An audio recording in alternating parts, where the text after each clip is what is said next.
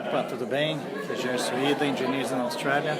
Estamos aqui agora ao vivo no evento da Hola Networking. My first professional job.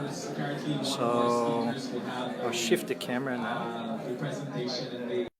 If you have a car accident or you have an injury at work, then we help you to make a claim. We'll explain more about it later. Little lawyers for everyone. They speak all the different languages. The agenda for today, I'll explain about Hola Networking. I'm originally from Colombia. I got Bianca Chisari, migration lawyer, that will explain you about the right visas. I got Marianne Morales from Top City, Australia. Gerson Ida from Brazil, talking about engineers in Australia. Consulting Colin, talking about the HR process and how you could develop yourself in your company. Robert Walters, Kiki Lover, Karen Allen from Colombia, Matt from South Africa, and at the end will be A from Little Lawyers. What we do with Hola Networking, we connect skilled migrants with companies to help them to generate more business opportunities in Australia. We have our annual event that will be the 30th of October, and this is a short video for you to know how the event is.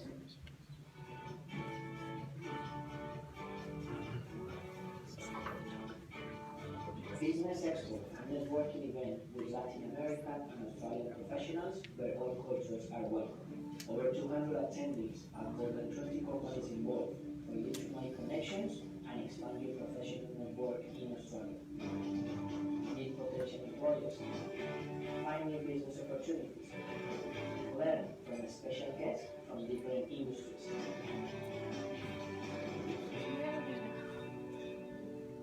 So on the chairs you will see a brochure of Hola Networking. It was established in 2015 with the purpose to connect the skilled migrants here in Australia.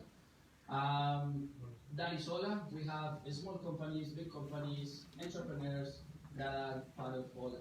Now I'll pass the phone to Ace. Thank you.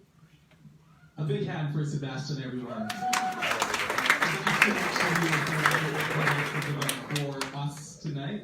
And hola! Muy bien, no?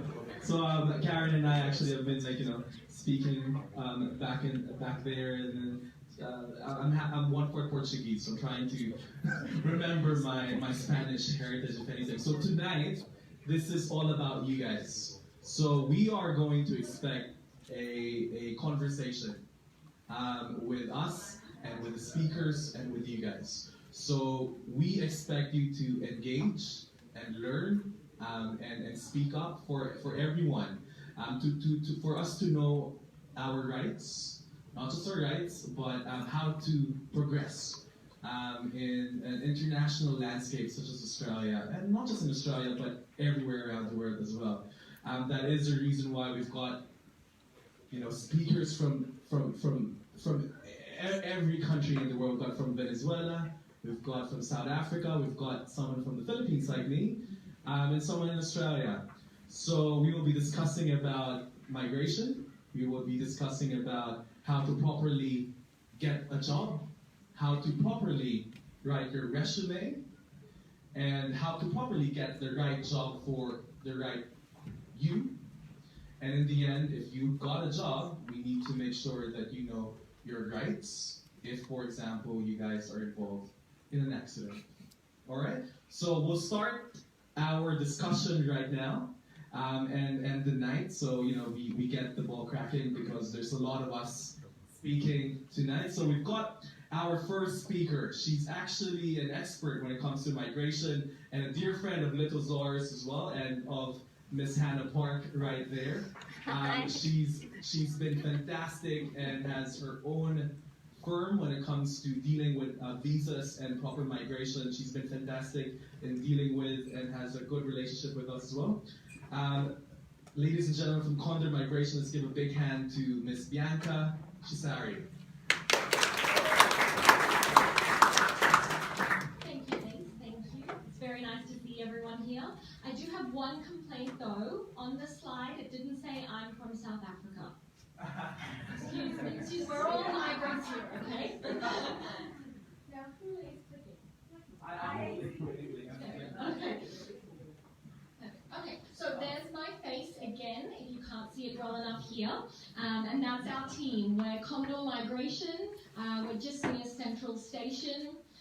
Together we speak Spanish, Portuguese, English, German, and Cantonese. But we all should be working on our English because that helps us land our job and get our English scores and get our visas. So when we're looking at permanent residency as the goal in the middle, there's sort of three pathways that we think about. So you might get a sponsorship, you might get a job, and that company might sponsor you for your visa.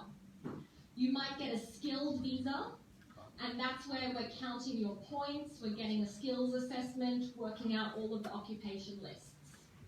Now we might fall in love, but I can't help you with that part. So we're just going to be talking today about sponsored visas and skilled visas. You know, most people in here, they have a visa expiry date. So yes, we have professional goals we want to meet, but we also have visa deadlines we need to keep in our mind. So the point of me talking just a few minutes is to help you realize what your priorities are, and so you know what you need to do if you want to stay in Australia permanently.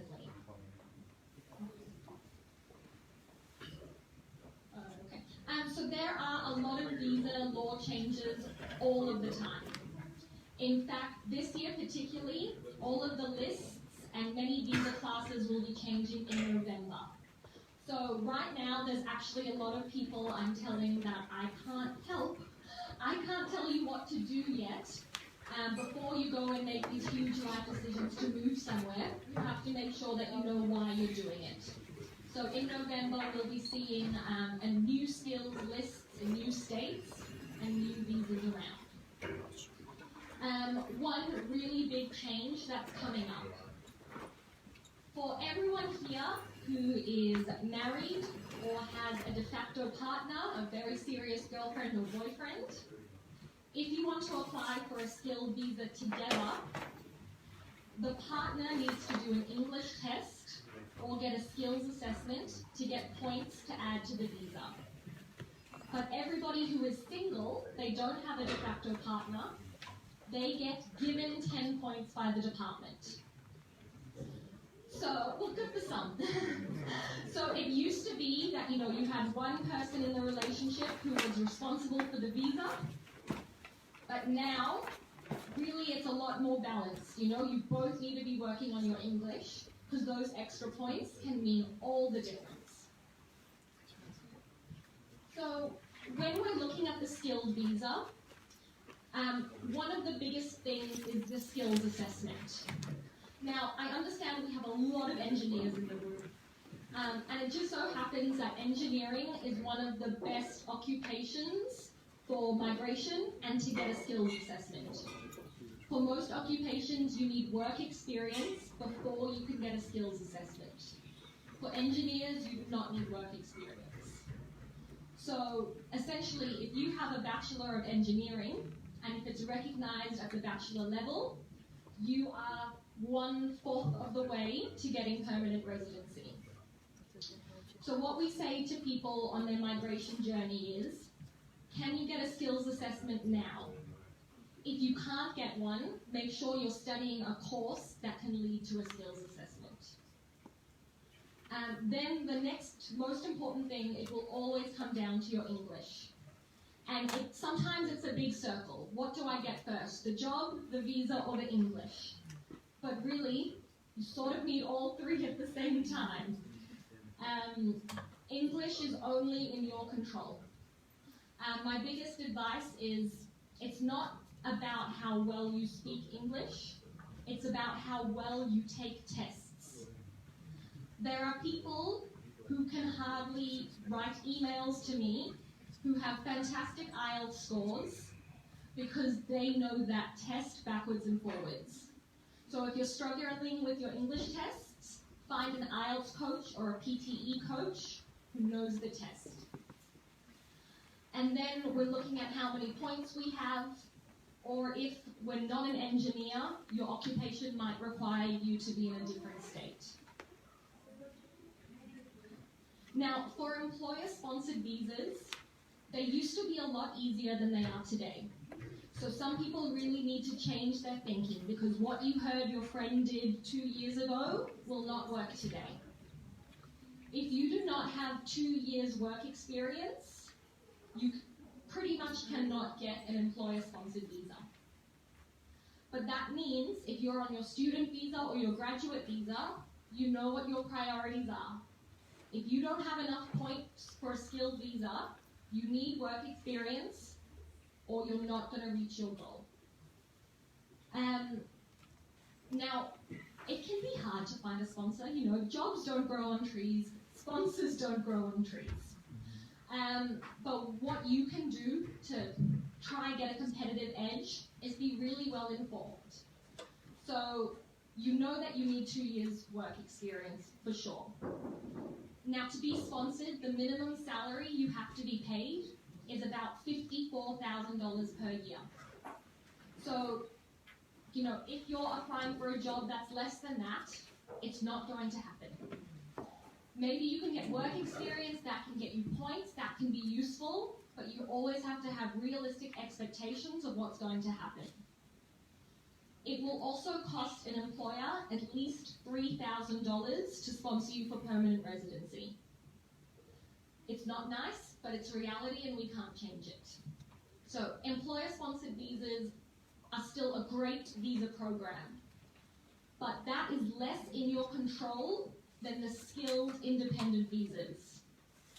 The skilled visa will come down to your English score and your age. Some people want to spend a few years, you know, focusing on getting to know Australia, having some fun. They're not ready to be serious about their careers. You do have to watch your age, because after you turn 33, it gets harder and harder to get your visa.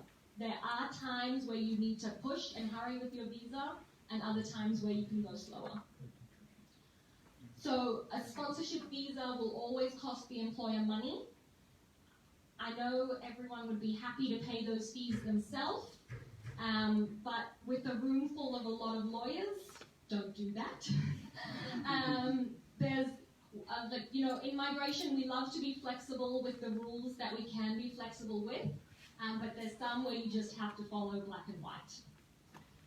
So we are happy to talk to any employer for free who is considering sponsorship. You know, the employers, we find they want to hear the information from a lawyer. They want to know that what they're being told is correct. They know that you want them to sponsor you, whereas someone else can be more objective. You know, I tell them what the rules are. Obviously, I would like them to sponsor you. You know, it gives me some more work to do. But we present it to them in a way that it's realistic, but not so difficult.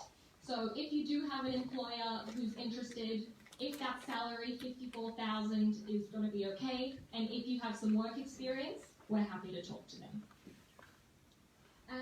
So any migration news you hear or read is general. There are so many rules that no one can explain to you in 10 minutes when they're talking to a crowd.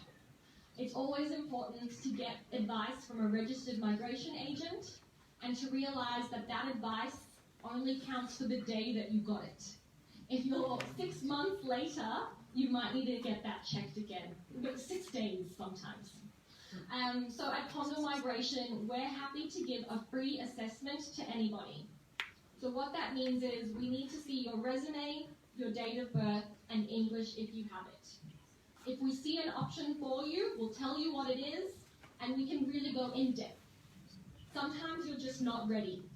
We can tell you sort of the direction you need to travel in, and then you have to go and do the work, and you can come back to us later. So I hope everyone's not too sad about the state of the visas. I mean, the fact that all of the presenters today are migrants ourselves, you know, you can do it. You can get the visa and the job, but it's not going to happen without you putting in that work. So good work for being here tonight. Thank you. Bianca. It's actually very, yes, we can. Bianca, it's actually very, very insightful and very informative. If anything, it's very good. No, visas are quite, it changes all the time. Now, we actually know the things about the visas and things that we need to know about getting sponsorship and all that. Bianca did mention resumes. Now, we're going to be discussing, the next speaker will be discussing about getting your CVs properly done, if anything. So, we've got someone from Venezuela. Anyone from Venezuela here? Raise your hand. How do you say hello in Venezuela? Hola. Hola. Is there like a specific way to say hola in Venezuela? No, just hola. Well, you know, there's a lot of Miss Universe from Venezuela. Very, very beautiful women, if anything.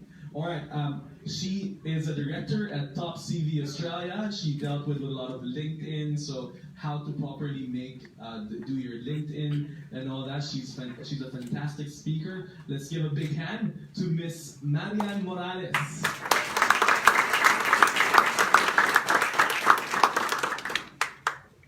Hello, everyone. Hello.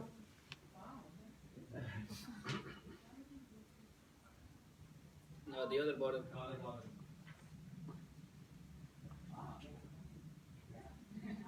Thank you so much, Sebastian, for the opportunity to be here with you. Well, my name is Marian, as they say, I'm part of the Top CV Australia. I arrived to Australia around 11 years ago, and after doing zero research, and that means like none. All I had in my mind was the idea that my migration agent said to me, don't worry, you don't have to look for a job, the job will find you. And then I arrived here, and guess what? That didn't happen. So I started to collect my rejection letters. I had a little box. It was 11 years ago, so we still have letters back then. And I got to a point when I thought, I really need to start rethinking about what they're doing, what I'm doing, because if I keep doing the same thing, guess what? I'm always going to bring the same results. So I started to think outside of the box, and I got an opportunity to go to an interview. So I went to my old friend Google and put the name of the company, and instead of researching about the company, I put HR. So I have a background in human resources, and I just wanted to see what I could find. And I actually came across a magazine that was talking about this company and about a benefits program they implemented that it was called or classified as HR best practice. Now, if anyone here is in HR, we love the word best practice. So I went to my interview, and they said to me, it got to an end, and the manager said to me, do you have a question? And in my brain, I said, hell yes, I do. So I said to her, I went into the internet and I found this information. Little did I know that the manager who I was talking with was actually the person who implemented this program. So I didn't know at the time, but what I did was to create a connection between the two of us. And that connection was so strong that she became my mentor. Not only that she gave me my job, but she also became my mentor. And that's when I started to think like, oh, this is so good. And I actually, just having that little search that might sound simplistic, that helped me empower me to unlock my potential. So when I started to work in recruitment departments and I started to learn more and more around what managers are looking for, I make my own mission to start empowering people so they can do the same, so they can find their potential and unlock their potential. So, as any good salesperson, us as a professional need to have what I call a professional pitch. So, in the same way that I, remember my story about the guy who I believed that I didn't need to look for a job. You have to do the same for you as professional. And there are a few things that you need to do in order to achieve that. And one of the first things that you need to do is to understand who you are as a professional. And no one can help you with that yourself. So there are a few tools that are really important for you to develop and understand. And these are these tools: your CV, your cover letter, your LinkedIn. Highly recommended. Don't take any of these tools for granted. These tools need to define you as professional from the top to the bottom. So the way I look at it, your CV needs to contain anything that defines you technically as a professional. That is, your studies, any certificates, qualifications, and what you have done in the past as professional. Any other systems or anything that you applied at your role needs to be part of your CV. Now, your cover letter is when you start bringing a little bit more personal, who you are as a person and what are the values that you can bring to the table. There's something very important, because there's a lot of people who say, like, oh, you know, the recruitment people only have a few minutes to read a resume, so they won't read my cover letter. But I can tell you now, the hiring manager, the one who's going to give you the offer, that's the one who's going to read your cover letter. And if you're saying that you are a good communicator and you have a cover letter that is a copy and paste from the internet, guess what? You're lying. And guess what? People can tell when a cover letter is a copy paste. I have had managers coming to me saying, I rule out one person because their cover letter wasn't personalized. If someone doesn't have a few minutes to personalize an application, they simply don't care. So that's important to know. Now, your LinkedIn, that's another question that I get a lot. Does actually recruiters use LinkedIn? The answer is yes, hell they do. LinkedIn is a very, very powerful tool. It allows you not only to connect, but to become an influencer in your discipline. So anything that you share, any comments that you make, any articles that you perhaps write, will allow you to be an influencer in your field, and that can add a lot of value. Because I don't have time to help you guys write a resume, I thought I'd give you a few tips and tricks that have allowed or that really helped me in my career. So I'll probably start by saying you need to have a job strategy. And what does that mean? As professionals, you need to know where you are now and where you want to be. In order to bridge that gap, you need to establish steps. And having a strategy will allow you to do that. And that strategy could be, if you're coming from another country, because we know that in South America you can do a lot of things, but in Australia it's completely different. So you might want to break your experience depending on different disciplines. Like if in country you used to do supply, procurement, finance, just break your experiences out, different resumes for these different disciplines, and make sure that your resume actually is aligned to the role that you're applying for. Second thing, expand your research. Remember my story about going and putting HR and the name of the company? That's what you need to do. You need to find a way to connect with your audience. You need to find a way to solve the problem of the person who's going to be sitting next to you. And no one, then again, can help you with you. If you're new to Australia, you need to go into Google. You need to find what are the problems in your own discipline, and just to find a way of solving it. Even if you haven't done it, just have an idea, okay? Or start thinking about it so you can sit in an interview and be able to respond to these questions. Then communicate professionally. I received another day a resume, and the person put in their profile that they were a happy person. And I had another girl saying that she had a bubbly personality. And those terms are really good for your Tinder profile, but they're not good for your resume. You need to be professional. One of my favorites is, I'm a hard-working person. What does that mean? If I'm an employer and you are a hard-working person and you're gonna stay back every day, guess what? You're gonna increase my electricity bill. I don't want you to stay back. I want you to be effective. I want you to be proactive. I want you to unlock potential. I want you to unlock bottlenecks. I want you to be agile. That's all the type of things that you need to understand and communicate. And then again, you need to research for your own discipline what are the main words that are used and utilize those in your resume. Then another thing is how you can add value. So in terms of adding value, that's when in what we call in HR, you use your soft skills. So your soft skills or competencies are things around creativity, are things about teamwork. All of the skills that you develop when you are actually working. A good way to express how you can add a value is putting in your resume achievements.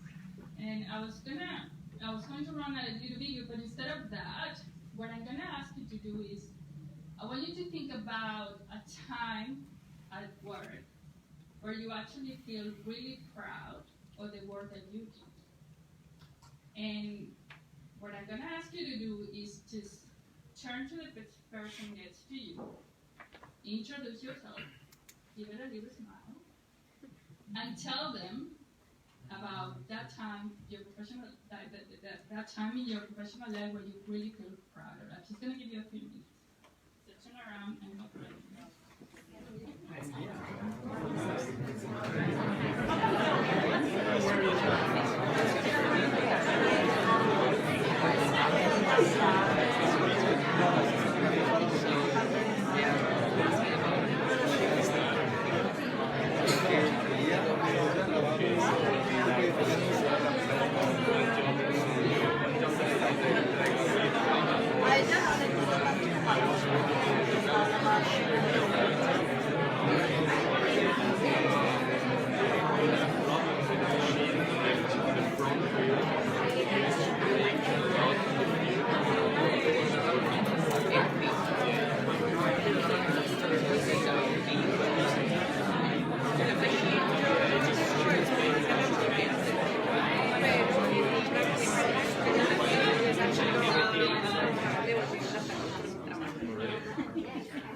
So the things that you were talking about with your partner, that you were discussing the drinks you're gonna have after this, we all have had achieved something as professionals, and we need to put that in our resume. Now, I always use the same formula. I start with a verb that describes what I did. Was I leading something, or did I propose something? Or something that can reflect what you did. Then the second thing that I do is just describe that action or that project that I was part of.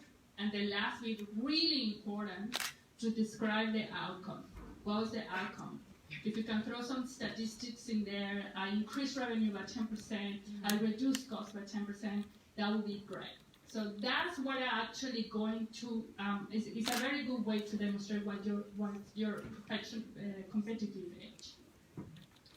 So now, I'm very passionate about what I do. I really feel like as immigrants, we have quite a lot to bring to the table, and we can actually give Australia a lot of give back to Australia actually. So I'm passionate about removing the fear from professionals to apply for jobs. And I do that by empowering them with the right tools. So I'm going to be running some workshops to help people to write resumes in October. So if you want to hear more about it, just come see me after drinks. And take the opportunity or the discussions that you did with your partner, and when you go out there networking, you do the same. So thank you so much.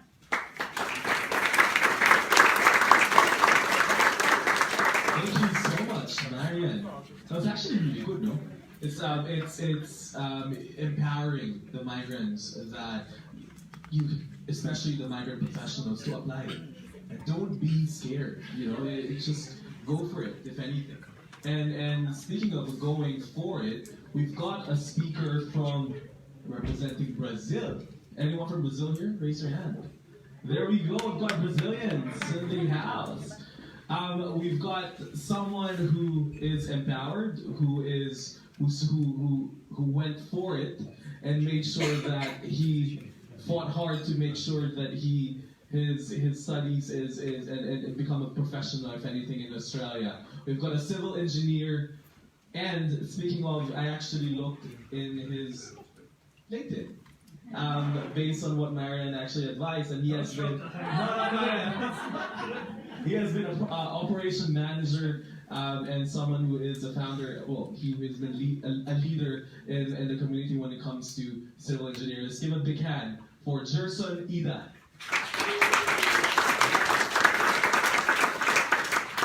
Muito obrigado, muchas gracias, thank you, domo arigato.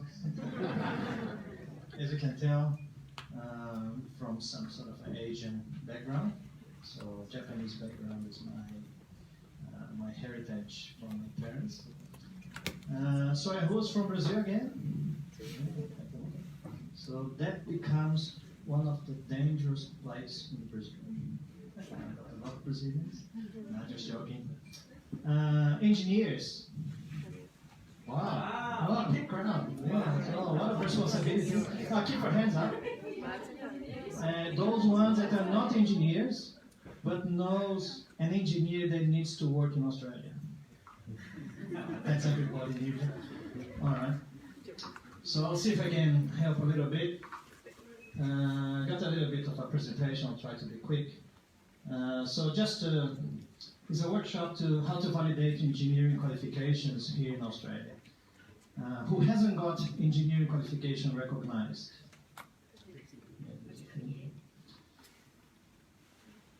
Yeah, why was Easter this year? It was rainy, if you remember. I didn't have my family, we didn't book anything to do, etc. So I decided that Friday, Good Friday, I was going to start a website. And then I did. I just sat down on a Friday, Good Friday, and I started www.engineersinaustralia.com, which originally was a site just for Brazilians to help Brazilian engineers to recognize their qualification, because I did that 10, 12 years ago, and it was really hard. So I thought maybe I need to share what I know. 10 years work as an engineer. I sit in the panel with Engineers Australia for those ones that are recognized and they want to become CPEng or RPQ here in Queensland. So I thought, and I've seen so many professional engineers in Engineers Australia just failing because they didn't know how to do a CV, they didn't know how to present themselves. During the professional interview, it was just a disaster. And some of them, they actually lost their jobs because companies were counting on them to become a chartered professional engineer to be able to sign off plans. And because they didn't pass, they caught up with me later on and said, Gerson, I think I'm going to lose my job. I said, sorry, but as a professional engineer, we, the panel, we could not approve you because you've got some gaps. So you've got 6 months to fulfill those gaps. And those sort of things started to mounting on me, and I thought, there must be something that I can do to help them out.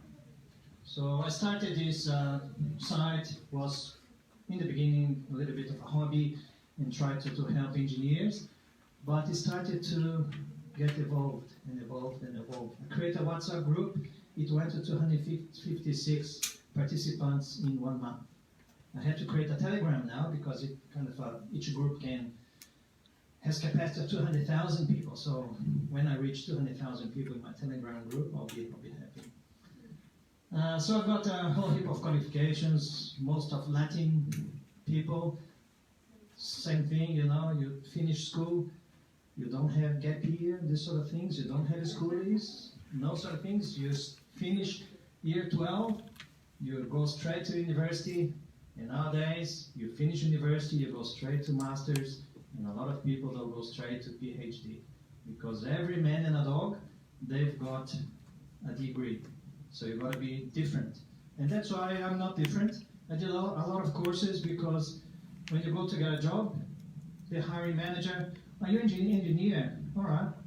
I've got another 60. What else do you have? Oh, I've got a master's. I've got a PhD. Oh, all right. Yeah, but I just can't pay you the base salary. No, that's fine.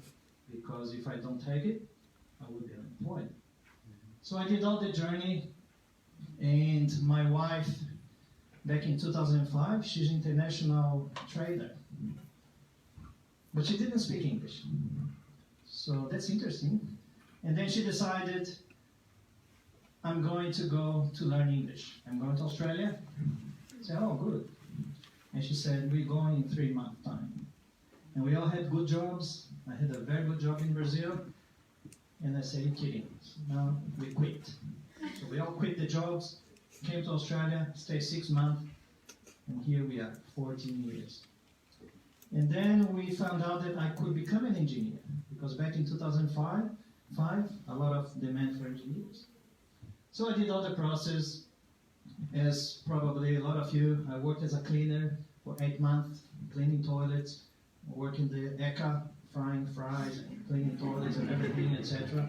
Yeah, I did all of that 8 months. I got a sponsorship because the school that I was studying, I did a CV, and I asked my teacher, can you check? And he said, is it you? Yes.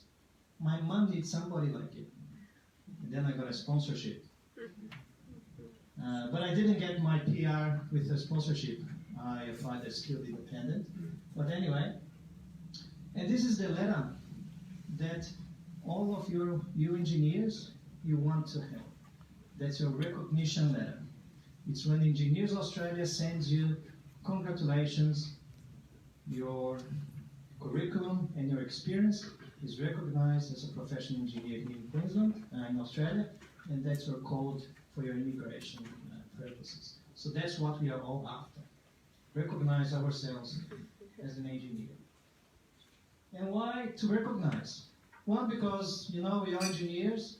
Those that are engineers, we don't want to still working as a cleaner or a deliverer or a kitchen hand or something. Nothing wrong with that. I work at that. I still got 2 legs, 2 arms. I didn't get disabled. But we are engineers, and we want to work as an engineer. Because we can work doing the things that we used to do back in our mother country. So just some pictures just to motivate you guys. These are the sort of things I work with roads, infrastructure, and that's the sort of things that we do. We want also the opportunity to migrate to Australia. Those that are doing skilled migration, this and that, if you're not recognized, you cannot migrate. There are other ways, of course, that Sebastian, Bianca, and others, they can talk about it, but, it's a prerequisite. And beginning of a family transformation, here you can go to Bali, sometimes Jetstar, $300, you return ticket, you go there and come back, etc. And at least for me, from Brazil, offer a better condition to grow my daughter and my family here in Australia without having the concerns of other things. So outside I've got some business cards with my social media. If you want to help my job in spreading the message, if you can subscribe and this and that and like, it helps a lot because those social media, they don't distribute content if we don't have likes. But my daughter, she says, Dad, you've got now 41 videos. You should see my first video. My first video is in my YouTube channel. You will love it until you will die because it's so terrible, so terrible. But she said, and she's a bit of a YouTuber as well. She's just 11. So, yeah. So what are the topics here? So we talk about CDR. Everybody knows, of course, what CDR is. Competency demonstration report, CPD approach, continuing professional development, career episodes, and summary statements, and the next steps. Because we're human beings, we love to procrastinate. Now we gotta do this. Oh yeah, tomorrow I'll do it. Oh yeah, we gotta improve our CV. That's fine. I'll just copy and paste. It should be. So we love procrastination. So you're gonna do it. I'm not going to those details, but if you download the Engineers Australia Skills Migration Assessment booklet, that's the same CDR stages in the booklet. Personal information, application, education. So just probably English test is in that phase is the one that's a little bit difficult. You've got to have 6 in IELTS and other TOEFL and PTE, etc. And what does it mean CDR? CDR is Competency Demonstration Report, because there are 5 pathways to become an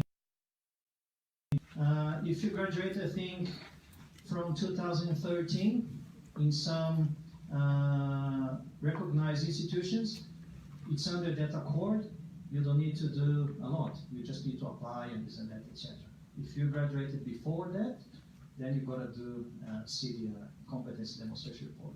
The other pathways for technologists, engineering technologists, under the Sydney Accord. Also, there are a number of countries that are signatories to that accord. If you're trying to recognize yourself as engineering technologist, and if you are from some of those countries, in those recognized institutions, from that year that they signed the accord, you can apply it under the Sydney Accord.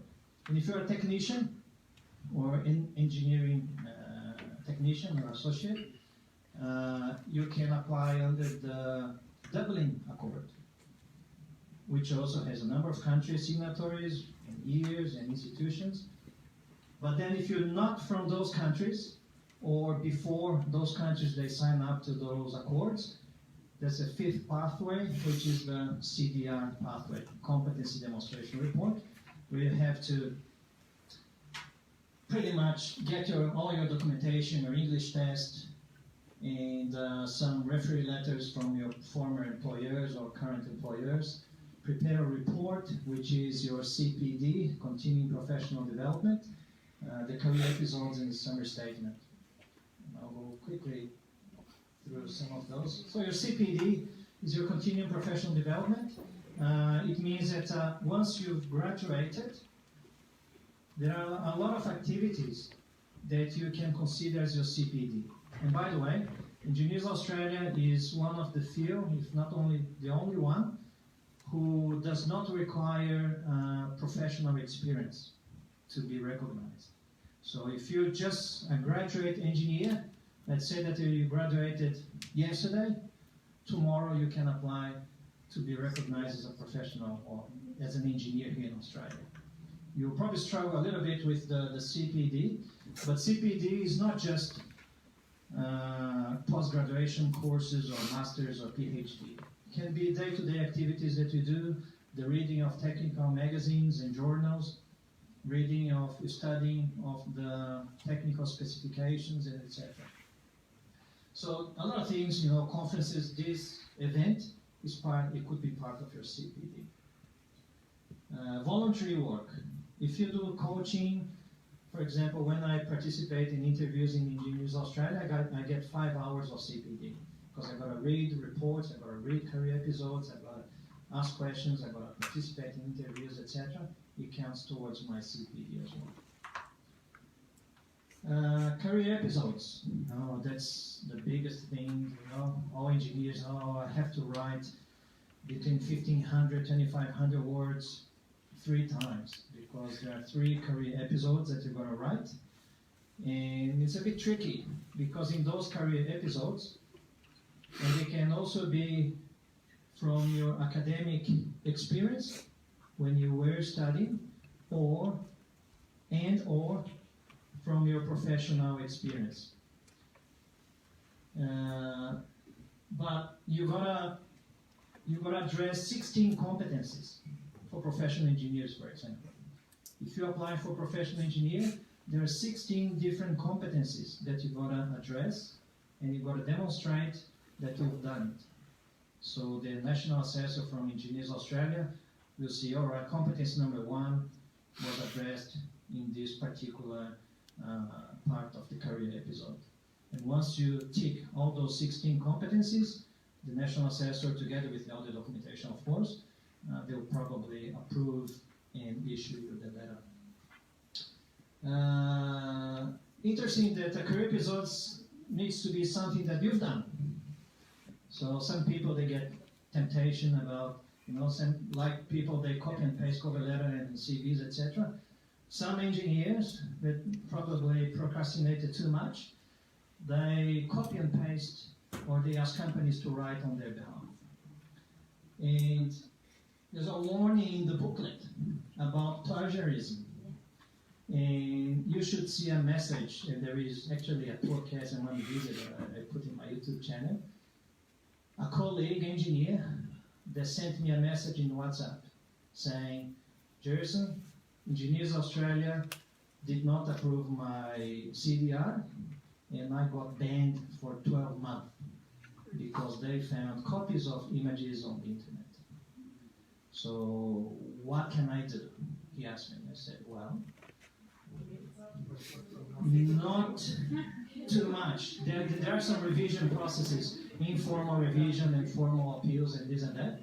But a revision, and he's gone through the informal revision and got still not approved. And the formal appeal takes 9 months. Engineers Australia, they put together an independent panel, takes 9 months, and you gotta pay, I don't know how much, but and that's a definitive answer. So don't get tempted. Everybody completed a graduated course, you're more than able to write yourself. You need a little bit of effort, a little bit of guidance, but you can do it. So don't get tempted. There's a lot of companies, you put CDR in Google, the first sponsored advertisements are companies, even here in Australia, that you send, I was reading, you send your CV and they do everything for you. So they even give you a certificate of non-plagiarism.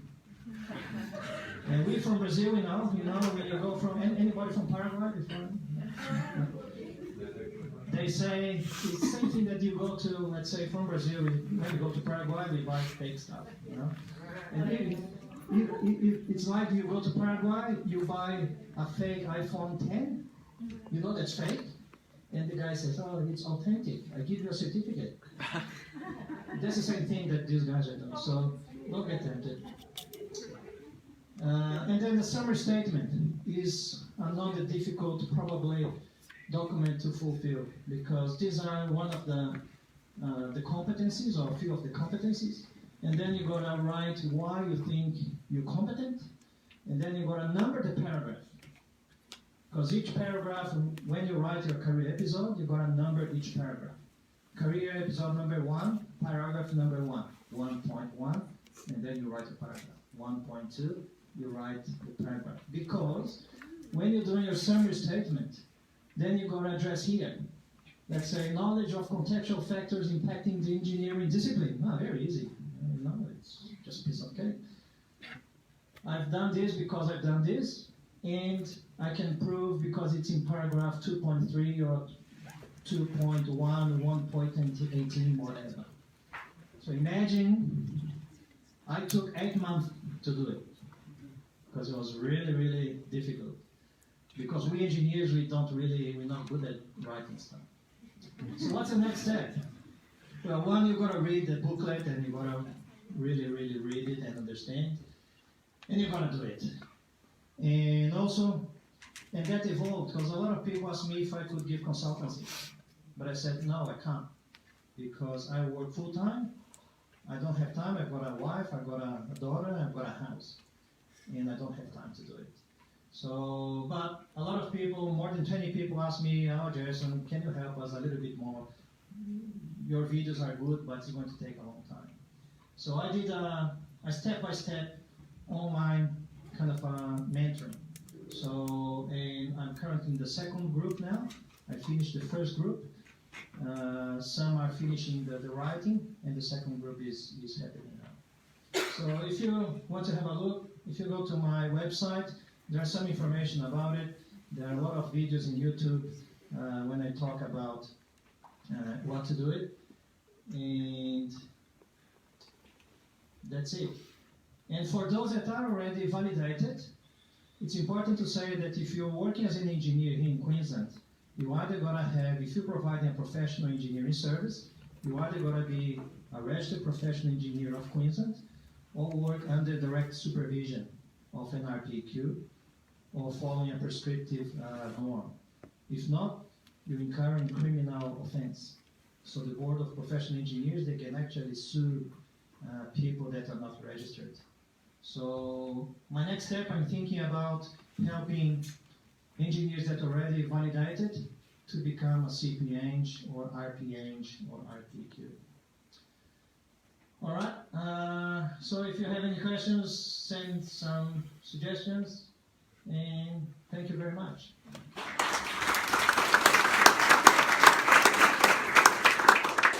Obrigado. Yes, obrigado. Yeah, so there's so many ingenieros, is that correct? Did I say it right? Ingeniero engineers in the crowd tonight. It's actually very helpful. Obrigado. That's actually very good. All right, so we'll keep the ball rolling. Are you guys still okay? All good?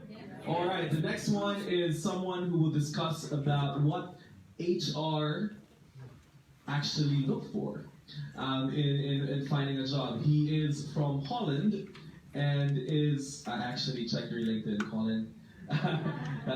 From my end. And he is actually now an HR business partner at Consulting Colin. Let's give a big hand to Colin.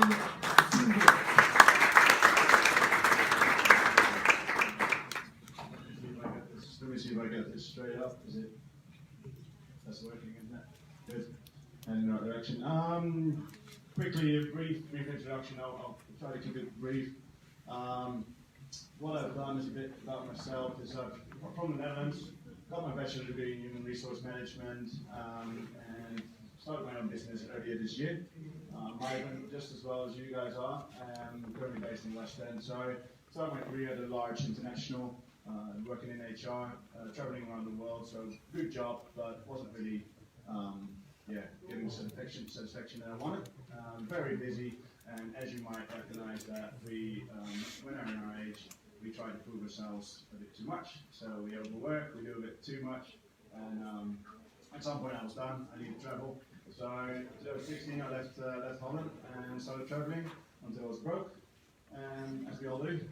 And 2019, later on now here, so I landed in Sydney in September 2016, and literally started doing working as a gardener, which is funny, it has nothing to do with HR.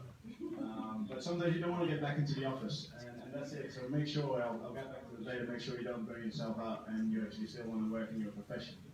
Otherwise, have a think what else you want to do. I still love HR, I love working with people, so I started my own business here earlier this year.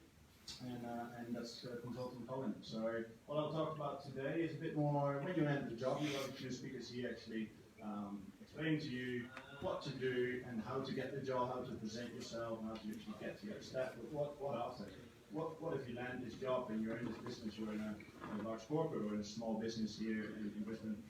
What's next, and how can you actually make that a success? So I'll just run through some tips and tricks, what I see in my profession, what I see happening in small and big businesses as well. First and foremost, and I'll start the side where you go a little bit, but first and foremost is verify your offer. When you get an offer, don't be too keen. Obviously it's great when you receive an offer, but verify it. Check with someone, is this a fair offer? Is there anything in this contract that locks me in for a long time afterwards? Can I still work in my profession for someone else? Onboarding is ongoing. Onboarding starts when the job is posted and goes into your career, and doesn't stop when you land the job, and you're both responsible for your onboarding. So like I said, you are responsible for your career. Take control. It's not just sitting around, and if they don't have an onboarding process, write a little plan yourself. What do you want out of it? What do you need in the coming 3 to 6 months to actually determine if this is the job you like and the environment you like? So set yourself some goals and be a bit patient, especially if it's your first professional job. Be patient. don't put too much pressure on yourself trying to achieve. Don't say yes to everything either. You'll hate yourself for it. And I'll give an example of that. Not hating is a big word, but you know, don't say yes. Work to your limits and determine if someone else is needed next to you. Which comes to my second point, and make your wins known. You know, your manager wants to know if you do well, but especially when you're a bigger team, you might not stand out as much, or you might achieve things that are similar, or other people are achieving as well. Make it stand out, make it known. Don't brag about it, but let them know that what you're achieving is valuable to you and the business. Your career. I'll get all the slides up. Where are we? There we go. All right.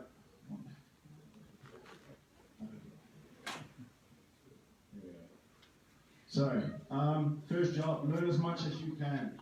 This is the time. Take it all in.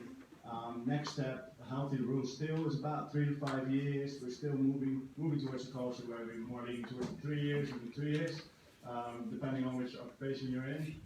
But you know what? A healthy gap, and people will show it. If you're jumping ship, not giving it enough time, and you're jumping ship, you're not learning enough from it, you're not taking enough from it. But also, employers will see this. Employer will ask you a question. Are you reliable? And they'll probably ask that question before they talk to you. They'll probably look at your resume and go, I don't think this person's going to stick around. So be careful with job hopping, we call it. Career. Oh, no, sorry guys. With us. Career progression. There's more growth paths. So don't be pushed into a role. One of the things that I see most is aiming to be a manager, and that's the manager, director, whatnot. It's not true. It is not true. There's other paths, and it doesn't have to be in your profession. You can develop strengths that actually show you different paths. But there's paths as an expert in your profession, for example, and you can just as well reach that salary that you wanted as a manager, as an expert. Don't be fooled that you have to at some point lead a team or something if you don't want to. And later on in your career, you'll be in your 30s at least, I reckon, later on. But career comfort, you know, assess yourself and check if you're comfortable with what you're doing and what you like, and if not, make changes. Don't be afraid to quit a job as well. Something we don't always see, financial people. I don't know, is there any people here in finances? Do, yeah, SWOT analyzers, you'll see them, but use them as a person. You know, you can apply this to literally everything, but use it on your own, in your job. Have a think, what are my strengths? Am I working in my strengths? Am I actually using my strengths? Weaknesses, can I identify them, or are they being, do I receive enough feedback, and reach out for support to develop those. Opportunities. Are there any opportunities in business to grow? Where do I want to go? Coming back to that, having that strategy. What's that strategy? What do I want to reach? And is this company or environment supplying that for me? If not, get out. Don't be afraid to quit. You know, don't do it too often. Make a good choice in getting that job and give it a good shot. But at some point, if you can't see that career progression, don't hang around and don't become stagnant. Let's let you can. Yeah. Threats as well, you know. Do you get enough feedback? A threat that I say is actually becoming stagnant, you know. Seeing that role, yeah, you know what to do, it feels comfortable, but are you developing yourself? Are you challenging it enough? Is there salary growth possible? Whatnot. So have a look at what are the threats to actually not having that upwards line. Take ownership, guys. Ask questions, feedback, ask for feedback, give it time. I said so before, be patient, give it time, analyze. I've got so many people and back in the days, friends as well, saying, oh, yeah, it's not for me. I'm like, why? Oh, I just don't really like this person in my team. It's a 10-people team, but one person's bugging me. I'm like, well, are there ways around that? Can you make it notified to your manager? Can you maybe approach them just in a different manner than you do to your other colleagues? Other things as well, or it's high pressure. Okay, high pressure shouldn't be constant, but give it a shot. Is it high pressure because it's your skill set that needs to develop, or is it high pressure that others put on you and it's going to be continuous? So assess that, give it time. And yes, self-reflect, guys. it's your strength, your future, and take that control. So don't look at applying for a role, and that's when you've got the job, sit back in your chair, hit that button. What is it? You pull the pin out, you lean back a bit further. Don't do it. Be in control and assess. What do you like? We change as people. Our profiles change. And have a think about it. What you're doing is what you want to do, and also what you want to do in a few years. Your employer is going to do the same thing for you. So if you're not doing it for yourself, then at some point your employer is going to make choices that might not align with yours. So be in control and work hard for reward. There's a lot of people, and the word is thrown around. I think with a group of migrants, we could say that in Australia the salaries are good, I would say, but you get lazy at some point maybe, and you get entitled. You go, all right, well, I want that next step. I'm your only engineer. I want more salary. I'm friends earning 10 grand more. Just prove it. You know, if you want your employer might not have the budgets, might not have a completely different environment. So prove your worth, and it will come to you. Don't be afraid to ask at some point, but prove your worth first. Don't feel entitled to what someone else is getting, because the grass is not always greener on the other side. And that was really it. Quick summary: just take ownership, reflect, and make sure that it's your career. Give it a bit of time. But yeah, you can make it a success, and not just landing the job, but stick to it. Yeah.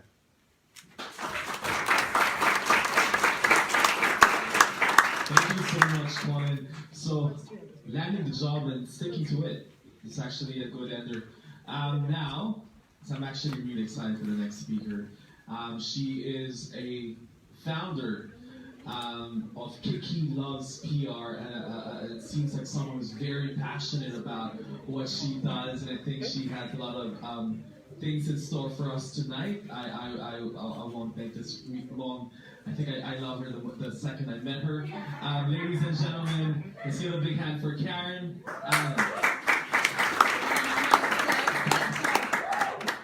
So how's everyone keeping up with the advice? Good? Well, I'm glad. Yes, I'm not calling. Sorry. Yes. Oh yeah.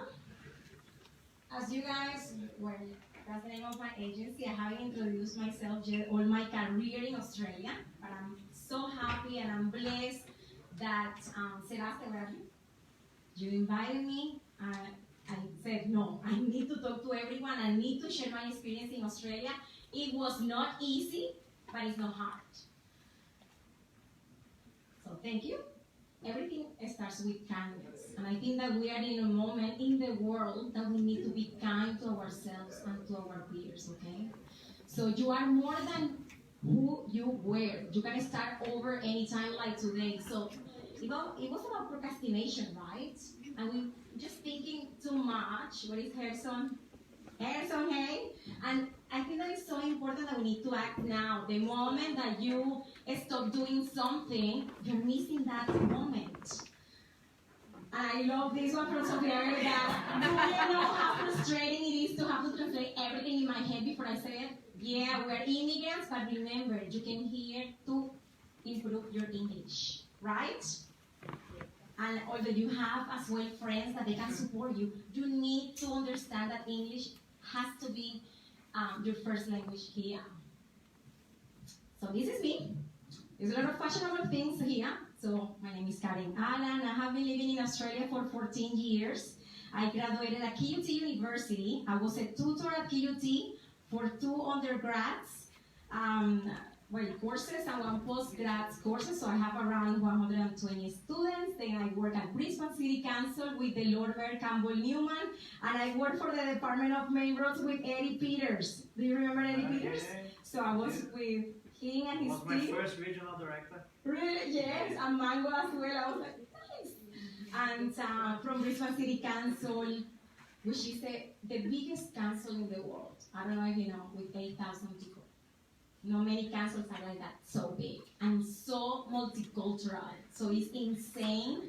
Like working with them, I was able, just a brief one, I was able to work with the Department of Communities and bringing migrants and refugees to have a work-paid experience at Brisbane City Council. And at the end, they were offered a job. So that's what we need. Then I moved from Brisbane City Council, Unity Water, Queensland Urban Utilities. I was a project marketing to set up the whole water entity. So I'm not only in fashion, but I have worked, different councils. Then there was an opportunity to work for ABB, which is Asian Brown Bovary. I worked for the 2 global account managers, and she's now the vice president of Schneider. And I have been blessed since then. I said, no job is little, and I think that we are here to improve. So then, my passion is fashion. Everyone loves fashion. And fashion is a 3 billion, now more, like 3 billion industry. But there is a lot that I'm now concentrating in. It's about sustainability. How can we be sustainable, buying less, and consider our environment? We love to spend, especially in Australia. You have fast fashion brands such as Zara, H&M, which they have a beautiful marketing, but you need to see the impact. And that's something that I want you to take out of my presentation today. So what I can show you here, we were at the Mercedes-Benz Fashion Festival in Sydney.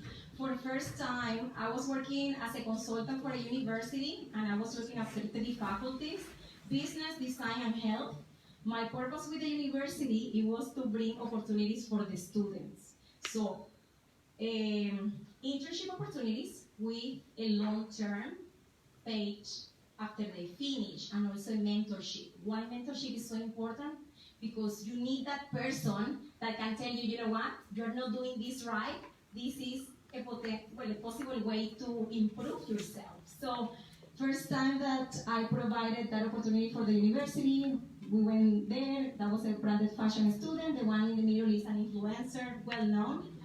Then, but before that, I forgot to say that I work for United Nations for He for She project, and also I liaise with the former Foreign Minister Julie Bishop to set up an opportunity for students from Australia at Women and Fashion Film Festival in New York. So the one in the middle, I was there with a Colombian fashion designer.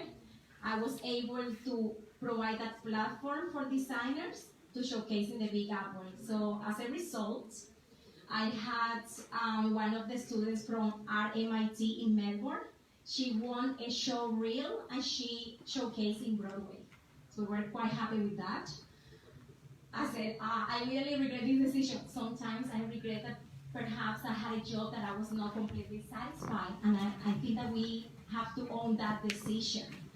And then after I quit, I was like, oh, what did I do that for? I didn't think properly. But you know what?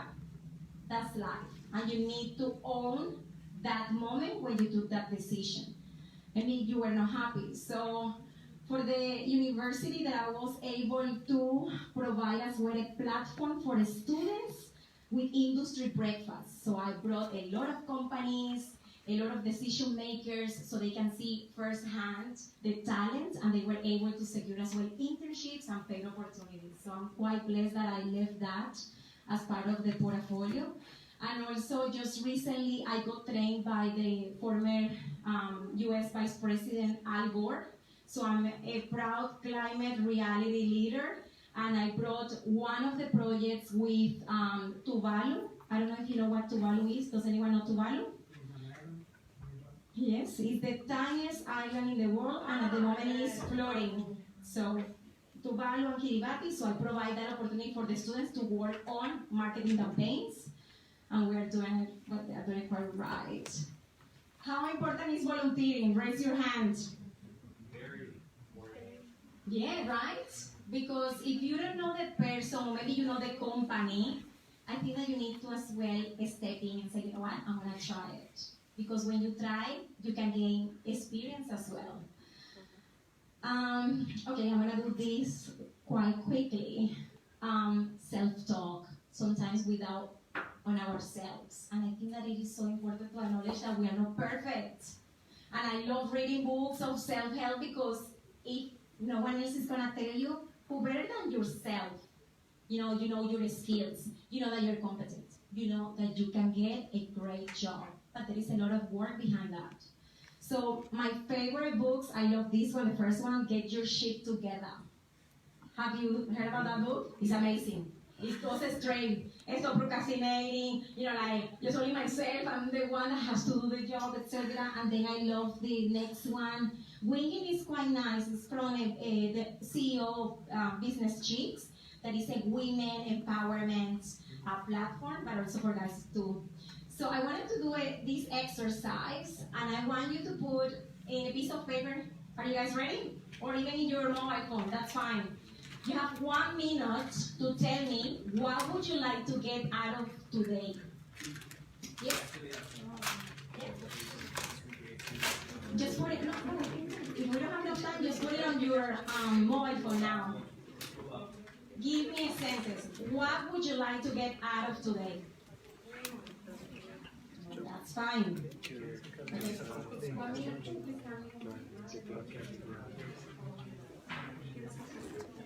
That's fine. Whether it is weight, don't you worry about it. There is a lot of gyms, exercise. Ready?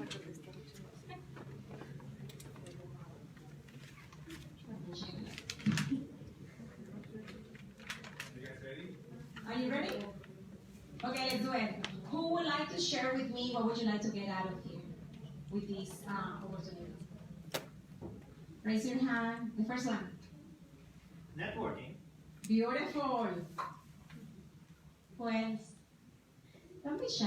I'm happy to know that I'm going to graduate because I apply for jobs and I have a really good couple letters because I don't have experience and I'm an engineer, just a girl. Yeah. But I applied for a job as a graphic person and I just gave my resume with my name and they did a really good couple letter. The director called me in and he was like, "You're here because of this," and then he put a couple letter. Awesome. Awesome. So Yes. Thank you so much for sharing. That's what I want. I want you to raise your hand and don't be afraid of talking. And for that, Kirsten, I hope you don't mind, but this one is for you, for sharing with us. I hope that you will love that book, and keep on watching me. So I can see you. You're more than welcome. So, as I told you as well, what are you thankful for? We need to be mindful on ourselves. We need to be thankful because we are encouraged, because we are organized, we want to achieve, we have time. If you have your loved ones, because you have your loved ones and you are here for a purpose of, progressing. Okay, this is an exercise and I would like to share with you. I got a friend in New York, and he said this week exactly, he's like, I wanted to apply for this job, but I wanted to be super creative and unique resume, and I'm like, okay, that's fine. So as you can see the first one, I said, oh my God, what is that you want to get into when he wants to be a journalist back again? And I said to him, you know what I don't like? I don't like photos on a resume, and I don't like, what does it mean? Like the question mark there. It's kind of like a criminal, though. And everyone was like, yeah, it's kind of like a criminal. So I was not the only one sharing with him that it was like in a photos group online. And it was kind of like not the nicer approach, but he wanted to go for it.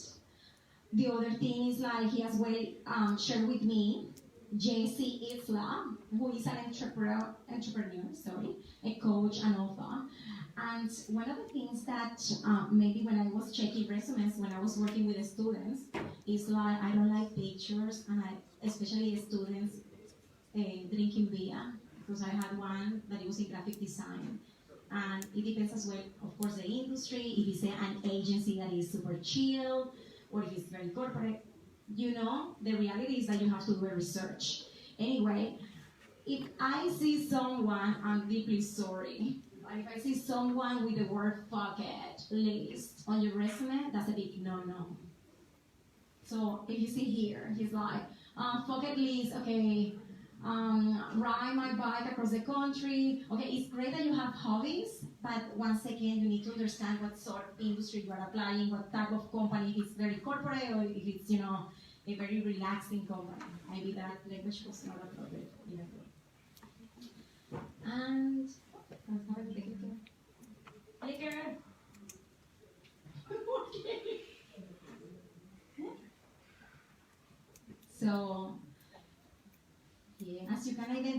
This is something that, you have to own who you are. You understand that when you go to a workplace, you need to understand as well that everyone is different. And it is likely that you may have encountered different personalities. And it is okay, because how boring would be that everyone is the same, right?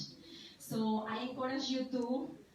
I really love her. I was about to put someone, like Mother Teresa, but I said, it's a person that, not true. That she had grown so much from the Bronx, and she knew what she wanted to do. And she's the biggest, the highest pay in show business. You have to remember the value of your individuality. That you have something so special and different to offer that nobody else can. So guys, this is my presentation. I hope and I would love you to succeed. You are here, I have been in this process, you are not alone. And I want you to have a support group, because I think that is so important, especially that we are far away from our country. So I want you to remember me as, I'm a sustainable lifestyle warrior. I really love, sustainability. I love PR. Fashion icon, but the most important thing, I'm a true believer of excellence in any opportunity. So nail it, okay? Thank you so much. Thank you so much, Karen. Is your nickname Kiki? Karen. That's actually really good though. Empowerment and looking at the glass half full instead of half empty. Always being positive and reaching whatever goal you aim in your life. So thank you so much. It's very positive reinforcements. And you guys, and we are not alone. That is so true. And I like how you used J-Lo from the Bronx and reminding us about our individuality. Thank you so much, Karen. Now, our last speaker is a recruiter. He is someone who is a senior consultant at Robert Walters, and he will be discussing to us what recruiters are actually looking. Ladies and gentlemen, let's give a big hand from South Africa, Matt Chowan.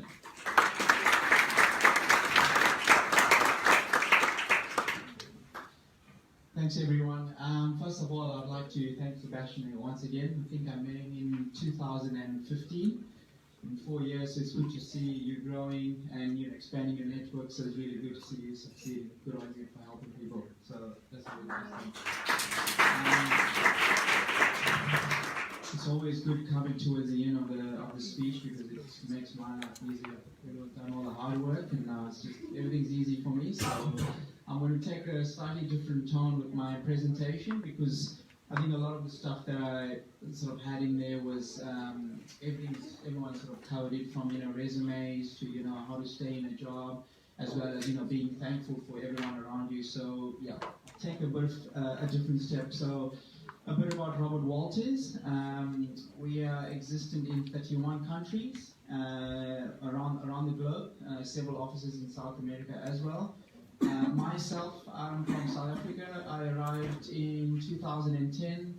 I did a PhD in engineering, and here I'm in recruiting. So took a different path, but yeah, you never actually know where you start and where you actually end up. I can share quite a few stories of people who've started off in different situations and are now wherever. So there's always hope for each and every one. Anyway, I mean, I spoke to a project manager of a big construction company, was it 2 weeks ago, and she was a circus juggler. So she was in the circus and she was doing juggling, and here she is now a big project manager for a construction company. So it doesn't really matter where you start. There's always hope. Whether you're from cleaning toilets or working in the garden, there's always hope for everyone, and there's opportunity. You just got to start somewhere. Just about the preparation, as I said, everyone's covered a lot of it. Having your digital profiling, your photo, don't have the worst photo around, and you're having your resume correct. So I'm going to skip through a lot of these because I think everyone has covered it quite well and excellent. So I'm just going to skip through this. But I think from half the job is actually getting your resume done. Half the job is making putting the right photo. But I think the other half is, networking, and the fact that everyone is here, you already, in your head, you already know you have to network. So attend QBCC events, attend engineering events, infrastructure events. I know when I talk to people here, I'll remember them that much more than someone who has not been here. So I think networking is absolutely crucial in securing a job, particularly if you're not from Australia. Networking and talking to everyone within the industry. I mean, you got to first think to yourself also, if you were in a lift with a manager of an engineering company, you got level 1 to like say 24. How would you sell yourself in that much time? So if you can think to yourself, how would you sell yourself in that much time? That's something you got to think about, because that's what you get used to, practicing that speech, and you sell yourself really well. And then the other point, I think again some of the other speakers mentioned, were when someone asks you to do something, don't sort of say no. Always say yes and find out how to do it. I think that's already a key attribute in being successful. So I think, as I said, I want to make this quick, but I want to use this opportunity, I guess, for anyone who has questions. As I said, I'm a recruiter. I recruit for engineers. So has anybody got any questions around for, I suppose, a recruiter like myself that I could help or assist in any shape or form? More than happy to answer now. Everyone's covered quite a few questions, so I'm going to take the next 5-6 minutes. If anyone has any questions, I'm happy to answer them now anyway. So some of us we also started. So some of us we come to Australia in a student visa, and then when we were professionals back in our country or graduates just from uni, and then we can come here and we are on a student visa and we have to start working as cleaners, as in hospitality, or things that don't have anything to do with our profession, and we do that for 6 months, 1 year, sometimes even 2 years. How should we address that in our resume when we're trying to find a job here? thank you very much for your question. I think, first of all, I think honesty is the best. So be absolutely honest. I mean, it's 2 years of actually doing something. You'd rather have something there than nothing, and you actually being honest, because if you have the right manager, they will identify that, we've got this particular candidate was not willing to just sit at home and do nothing and wait for the right. You're willing to take whatever it is, and even within whether you're doing cleaning or whatever, you absolutely learn about different attributes. It creates a lot of character, and you never know. One day you actually might be cleaning for an engineering manager. You absolutely never know. So I would leave it in there, because you'd rather have something than nothing, but also it demonstrates the fact that you're not just sitting down and doing nothing. You absolutely out there and very proactive in trying to secure something. So leave it on. Any other questions? Yeah. How can you tell us about the biggest success, like great candidate that came through and you were successful place, and why? I think for a successful candidate is demonstrates, obviously other than having educational qualifications, demonstrates longevity in a resume, for one, and working with within the right industry. So, for example, if someone has on average 3 years plus within a certain company at sort of various companies, that's a really good thing, because you've demonstrated commitment. Even better if you're in that company and you've demonstrated, the fact that you've been able to be promoted. You also showing that you've been added value to the company. So I think longevity within a company is having a degree, of course, and longevity within the relevant industry. I think those are really crucial. Honestly, clients, when we speak to them, if you're a really good candidate with such attributes, even if there's no job, they will create a job, because they don't want you to go to their competitor.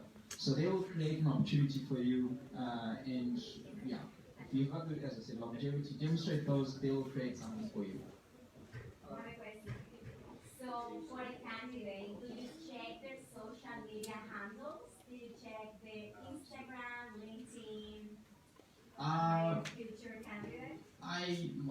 personally, I don't. I think it depends on the industry. I think within engineering per se, not so much. However, we just do a quick Google search for sure. So you Google everything. Everything's out there everywhere. So if we Google search, if there's something that doesn't add up or something's misinterpreted, something looks quite dodgy, then we're going to obviously go into those. But if it looks quite clean and stuff, so yes, we do a quick Google search, type in your name and something will come up. But if there's something dodgy or dodgy story or something, then we'll go look into those profiles. But otherwise, we'll not. Yeah, to answer your question. I've done it, and we do check it. So particularly to keep your patient profile on private. All your party photos are hidden for someone who's not your friend. Yeah. Because we do look at it every now and then. Engineering, one industry where it's not really that relevant, but if you're in an industry where creative industries, for example, or other industries, we do check it. And I've literally had an editor of candidate that I had to tell him no, actually extract from the recruitment process because he had a photo on his Facebook publicly and he's drinking a Thunderbird rum behind the steering wheel. So it's irresponsible. Applying for a management role. So we do check it, make sure that what's public is something that can be done. Very good point.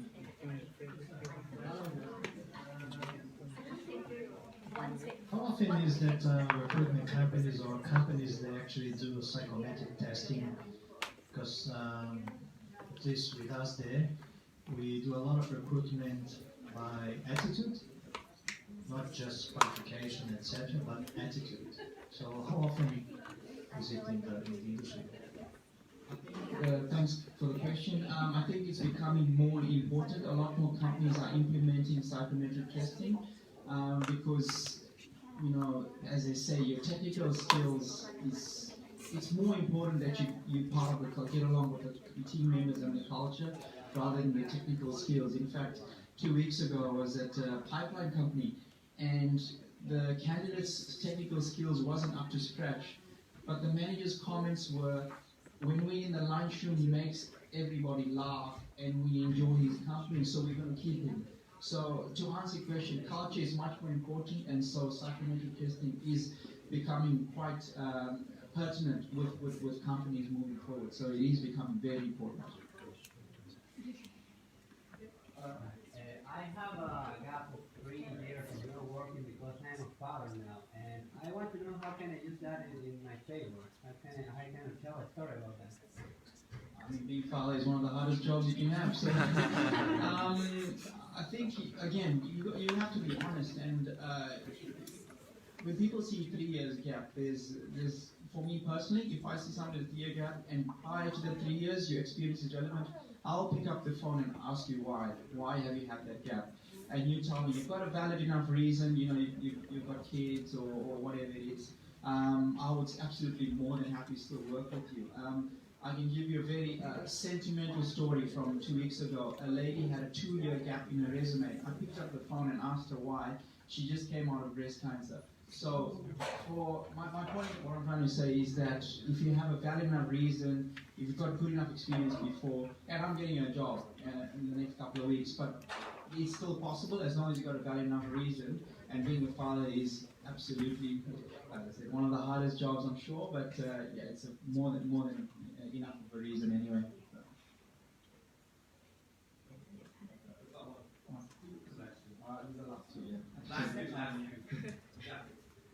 Can I first? Yeah. How often companies hire students due to work limitation? It is common to hire students. I think particularly if you have a scope of works that they only need particularly part-time. Yep. So a lot of full-time engineers are not going to want to work for 3 days. That's when they look at sort of students. So it is common to answer your question. I guess it's just about identifying the right opportunity. But yes, it is possible for sure. Thank you. One of the career mentors told me to reach every people related in my area to ask to have a cup of coffee to express myself, my experience, to offer an opportunity in the company. But to be honest, I've sent too many messages while LinkedIn, no response. And I just wondered, is that the correct way, the professional way to meet with people? That's a very good point. In that, I think that yes, it is the way to ask them for coffee. I think it's about how you ask the question. Sometimes, what's the question you're asking for coffee? Are you saying I want to catch up for a coffee? No. What exactly is what you actually put in the message? It depends on the person. If I was talking with one of the product developers because my area is production, and I was saying that I saw your profile and I was willing to work with this company just because of these reasons. If you have time, I just want to check my resume and my background with you if I'm the right person for your company or not. Okay. So, if he or she is going to read that and say, yes, you're obviously looking for a job, which is fine. What I would do differently is, and you ask for coffee, is, hey, do you have a few minutes? I want to ask your advice. It's just the way you take asking for someone's advice. Anyone who has a heart and you're asking for advice, they're not going to deny you advice. If you're asking for someone for help and they have a heart, they're not going to say no. So ask them for their advice. I'm looking to take a similar path to yours, and I just want to ask your advice on the path you've taken, so I can take those steps. I won't say not, it's up to you, but I'm just saying if you're asking, am I suitable for your company, it's coming across straight away that you're looking for a job. But asking them for advice, and at the end of the day, as I said, if you're asking anyone for help, if you've got a heart, no one's going to say no. So.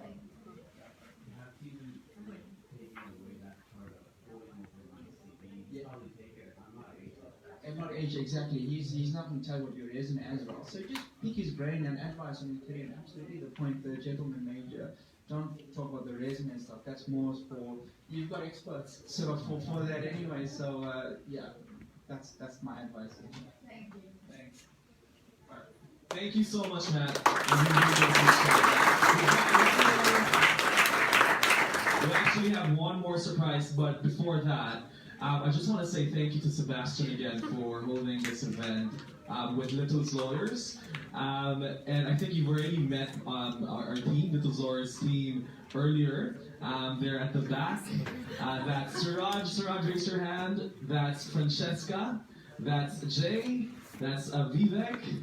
And that's Hannah Park. So let's give them a big hand as well.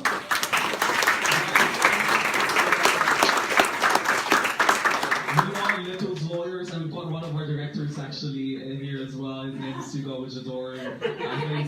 Speaking of Suga, we're actually a personal injury law firm. Little's Lawyers is a personal injury law firm. Now, if you guys land those jobs, and you guys are involved in an accident, be it a motor vehicle accident whilst doing your job, or being involved in a work-related injuries, and you have to report that accident, we can assist you on a no-win, no-fee basis and help you with your potential claim. So, actually, just to raise your hand, has anyone been involved in a motor vehicle accident or work-related injuries? Just anyone? Or no, yeah, you? Anyone else? Motor vehicle accident. Or know anyone who is involved in a motor vehicle accident? Know anyone? Can you raise their hands? Okay, here in Australia. So those people, if for example you guys, if you know these people who are not at fault, they can claim some damages if, for example, they're losing money and they're actually injured. So if you guys know anyone who's involved in an accident and need help, Little's Lawyers is here. We're lawyers for everyone. We work closely with Hola Networking and with the South American community. Obrigado. Thank you so much. We love you guys. I love you, Karen. We actually have a gift from Gerson. Gerson, just very quickly. I just forgot to tell you guys. I've got a free ebook. I've written an ebook, 10 challenges that overseas engineers they face when they arrive in Australia. just a little bit of my experience. It's in Portuguese and English, so it's there. It will be sent to your email. It's all for free. Just enjoy. And thanks, Sebastian. Thanks very much, everything. Thank you, guys.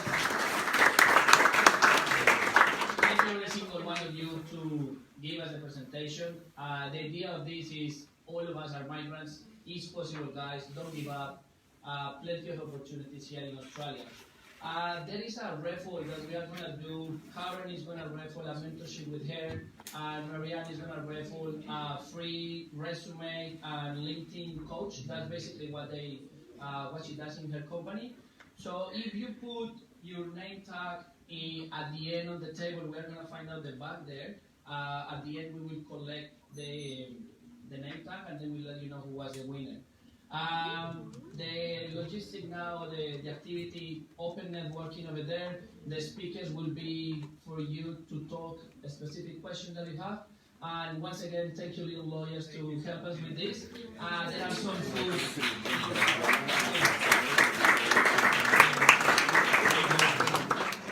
There's food outside, guys. It's time to network. Our lawyers are outside.